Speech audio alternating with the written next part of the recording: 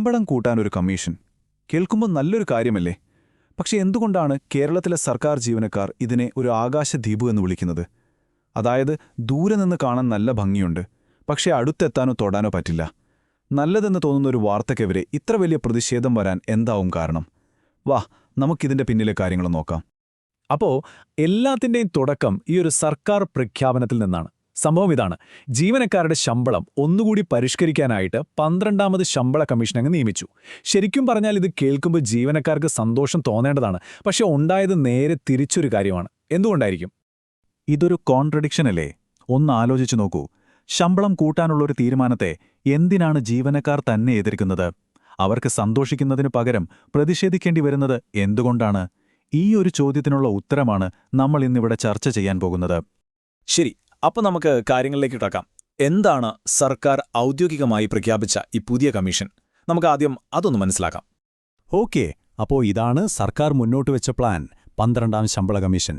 ഇതിനെ നേതൃത്വം കൊടുക്കുന്നത് മുൻ ചീഫ് സെക്രട്ടറി VP ജോയാണ്. ലക്ഷ്യം വളരെ സിമ്പിളാണ്: സർക്കാർ ജീവനക്കാരുടെയും പെൻഷൻകാരുടെയും ശമ്പള വ്യവസ്ഥകൾ പുതുക്കി നിശ്ചയിക്കുക.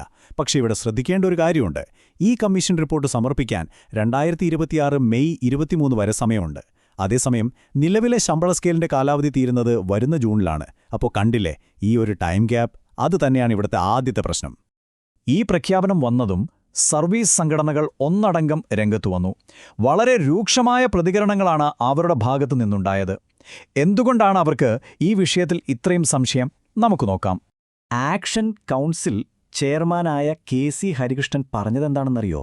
ഇതൊരു തെരഞ്ഞെടുപ്പ് ഇന്ദ്രജാലമാണെന്നാണ്. അതായത് വരാൻ പോകുന്ന എലക്ഷൻ മുന്നിൽ കണ്ടുള്ള ഒരു കൺകെട്ട് വിദ്യ, അല്ലാതെ ജീവനക്കാരുടെ നല്ലതിനു വേണ്ടി ചെയ്യുന്നതിൽ ഒരു ആത്മാർത്ഥതയും ഇല്ലെന്ന് അദ്ദേഹം തീർത്തു പറയുന്നു. ഇനി ഫെറ്റോ സംസ്ഥാന പ്രസിഡന്റ് MK ശശിധരൻ പറയുന്നത് ഇത്തരം കാര്യങ്ങളിൽ കുറച്ചുകൂടി ഗൗരവം വേണമെന്നാണ്.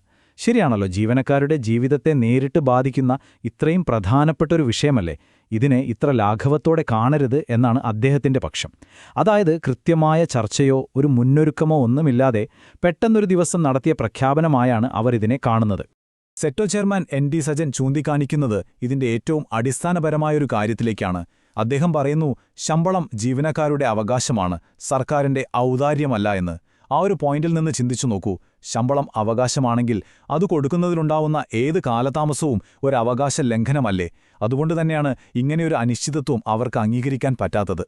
അപ്പോൾ എന്തുകൊണ്ടാണ് ഈ നേതാക്കളൊക്കെ ഇത്ര ശക്തമായി പ്രതികരിക്കുന്നത്? വെറുതെ ഒരു പ്രഖ്യാപനത്തിന്റെ പേരിൽ മാത്രമാണോ? അല്ല, ഈ ഒരു അവിശ്വാസത്തിന് നല്ല ആഴത്തിലുള്ള വേരുകളുണ്ട്. കഴിഞ്ഞൊരു 20 വർഷത്തെ ചരിത്രം നമ്മൾ നോക്കുകയാണെങ്കിൽ ഈ ചിത്രം കുറച്ചുകൂടി ക്ലിയർ ആകും. ഈ അവിശ്വാസത്തിന്റെ ഒരു ചരിത്രം നമുക്ക് നോക്കാം. 2002 ലീവ് സറണ്ടർ മരവിപ്പിച്ചു. പിന്നെ 2013 അതിലും വലിയൊരു മാറ്റം വന്നു. അതുവരെ ഉണ്ടായിരുന്ന സർക്കാർ ഗ്യാരണ്ടി നൽകിയിരുന്ന സ്റ്റാറ്റ്യൂട്ടറി പെൻഷൻ സിസ്റ്റം അങ്ങ് നിർത്തി.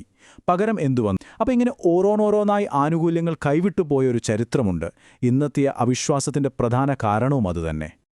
അപ്പോൾ ഈ പഴയ കാര്യങ്ങൾ മാത്രമല്ല കേട്ടോ ഇപ്പോഴത്തെ പ്രതിഷേധത്തിന് കാരണം. അതിനേക്കാൾ വലിയൊരു കാര്യമുണ്ട്.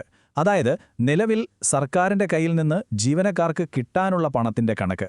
അതൊരു ചെറിയ കണക്കല്ല. ആ അക്കങ്ങളാണ് ശരിക്കും ഈ ദേഷ്യത്തിന് പിന്നിൽ. അതെ, പഴയ ചരിത്രം ഒരു വശത്ത്. പക്ഷേ ഇന്നും കൊടുത്തു തീർക്കാതെ കിടക്കുന്ന കുറേ കടങ്ങളുണ്ട് സർക്കാരിന്. ഇത് ജീവനക്കാരുടെ പോക്കറ്റിനെ, അവരുടെ ദൈനംദിന ജീവിതത്തെ നേരിട്ട് ബാധിക്കുന്നൊരു കാര്യമാണ്. അതിലേറ്റവും പ്രധാനപ്പെട്ട ഒന്നാണ് 5 ഗഡുക്കളായി കിട്ടാനുള്ള ക്ഷാമഭത്ത, അതായത് ഡിയർനെസ് അലവൻസ്. നമുക്കറിയാമല്ലോ, വിലക്കയറ്റം ഉണ്ടാകുമ്പോൾ ജീവിത ചെലവ് കൂടും. അതിനനുസരിച്ച് ശമ്പളത്തിൽ കിട്ടേണ്ട ഒരു വർധനമാണത്. അതുപോലും സമയത്തിന് കിട്ടുന്നില്ല എന്ന് പറയുമ്പോൾ എന്താ അവസ്ഥ? ഇത് ഓരോ ജീവനക്കാരൻ്റെയും കുടുംബ ബജറ്റിനെ താളം തെറ്റിക്കുന്ന ഒന്നാണ്. നമ്മൾ ശരിക്കും ഞെട്ടും. പ്രൊവിഡന്റ് ഫണ്ടിലെ കുടിശ്ശികയൊക്കെ അടക്കം ഏകദേശം 23,000 കോടി രൂപയാണ് സർക്കാർ ജീവനക്കാർക്ക് കൊടുത്തു തീർക്കാനുള്ളത്. ഒന്നാലോചിച്ച് നോക്കൂ, 23,000 കോടി. അപ്പോൾ സംഘടനകൾ ചോദിക്കുന്ന ചോദ്യം വളരെ സിമ്പിളാണ്. ഇത്രയും വലിയൊരു തുക കുടിശ്ശികയായി വെച്ചിട്ട് അത് തരാൻ പണമില്ലെന്ന് പറയുമ്പോൾ എങ്ങനെയാണ് അടുത്ത ശമ്പള വർധനവിനെക്കുറിച്ചുള്ളൊരു വാഗ്ദാനം ഞങ്ങൾക്ക് വിശ്വസിക്കാൻ പറ്റുന്നത്? അപ്പം നമ്മൾ ഇതുവരെ സംസാരിച്ച കാര്യങ്ങൾ, അതായത് ഈ പഴയ ചരിത്രം, ഇപ്പോഴത്തെ സാമ്പത്തിക കണക്കുകൾ, പിന്നെ നേതാക്കന്മാർ പറയുന്ന വാക്കുകൾ, ഇതെല്ലാം കൂടി ഒന്ന് ചേർത്ത് വെക്കുമ്പോൾ ഇതിന് പിന്നിലെ രാഷ്ട്രീയം എന്താണെന്ന് നമുക്ക് ഏകദേശം വ്യക്തമാവും. ഇവിടെയാണ് കാര്യങ്ങൾ കുറച്ചുകൂടി തെളിയുന്നത്. നോക്കൂ, ഒരു സൈഡിൽ റിപ്പോർട്ട് വരാൻ തന്നെ 2 വർഷമെടുക്കുന്ന ഒരു കമ്മീഷന്റെ പ്രഖ്യാപനം, മറുസൈഡിലോ മാസങ്ങൾക്കുള്ളിൽ വരാൻ പോകുന്നൊരു പൊതു തെരഞ്ഞെടുപ്പ്. ഈ പ്രഖ്യാപനം വന്ന സമയം, അതൊരു യാദൃശ്ചികതയാണെന്ന് നിങ്ങൾക്ക് തോന്നുന്നുണ്ടോ? ഏതായാലും സർവീസ് സംഘടനകൾക്ക് അങ്ങനെ തോന്നുന്നില്ല. അവരുടെ സംശയത്തിന്റെ എല്ലാം കേന്ദ്രബിന്ദുവും ഇതുതന്നെയാണ്.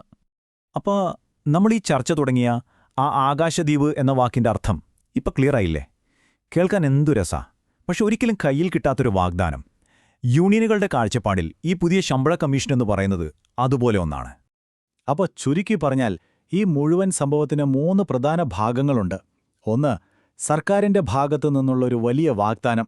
2, അതിനെതിരെ ജീവനക്കാരുടെ ഭാഗത്തു നിന്നുള്ള ശക്തമായ പ്രതിഷേധം. പിന്നെ 3-മത്തത്, ഈ പ്രതിഷേധത്തിനെല്ലാം കാരണമായ സർക്കാർ കൊടുത്തു തീർക്കാനുള്ള ഭീമമായ കടം.